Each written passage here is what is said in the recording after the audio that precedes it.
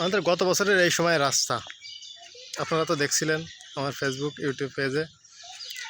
এখন দেখেন বর্তমানে রাস্তা সরকার বা উপজেলা নির্বাহী অফিসার আমাদের ইউএনও ম্যাডাম রাজিয়া আক্তার চৌধুরী তিনি এই রাস্তাটা করে দিয়েছিলেন।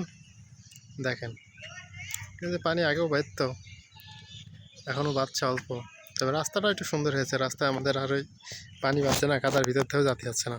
দেখেন পানি যাওয়ার লাইনও করেছে। দেখেন আমাদের সে আগের সেই রাস্তাটা, এই রাস্তায় ওই যে ছেলেপেলে দাঁড়িয়ে রয়েছে রাস্তার পরে, এখন কি সুন্দর আনন্দে রাস্তার পরে দাঁড়িয়ে রয়েছে। দেখেন ওই যে আমাদের সে কাকি বাড়ি, তাদের পানি ঘর পর্যন্ত চলে যেতে, আবার পানি আছে তো অল্প, মানে বেরোবে তো। ওদিকে আমাদের এই কালভার্ট নেই, মেন রাস্তার সাথে যে কালভার্ট সেই কালভার্টটা নেই। দেখেন বর্ষায় কি সুন্দর ফুল ফুটে রয়েছে। যে সরকার তো সরকারি রাস্তাটুকু করেই দিয়েছে। আর এই যে আমাদের এলাকায় ওই যে আমার চাষিরা যার জন্য যে নিজেরা আবার নিজের টাকায় অর্থ খরচ করে এই যে রাস্তাটা করে নিয়েছে। যে এখানে পাইপ দিয়েছে, কালভার্ট বানিয়েছে, পাইপ কিনতে।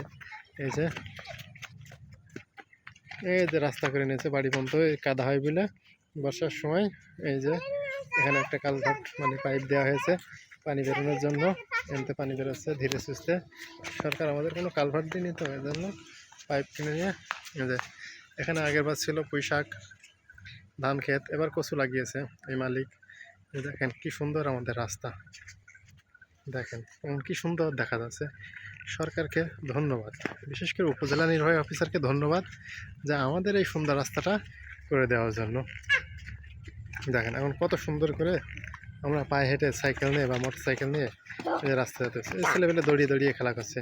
এই যে আমার টাকলু ভাই রয়েছে, যে সুন্দর করে আমরা এখন কি মেন রাস্তায় উঠে যেতে পারছি।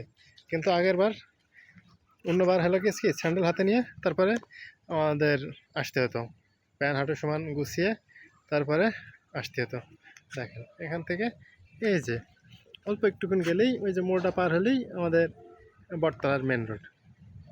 ধন্যবাদ সকলকে, ধন্যবাদ সবাইকে। ভিডিওটা দেখবেন, লাইক কমেন্ট এবং শেয়ার করবেন।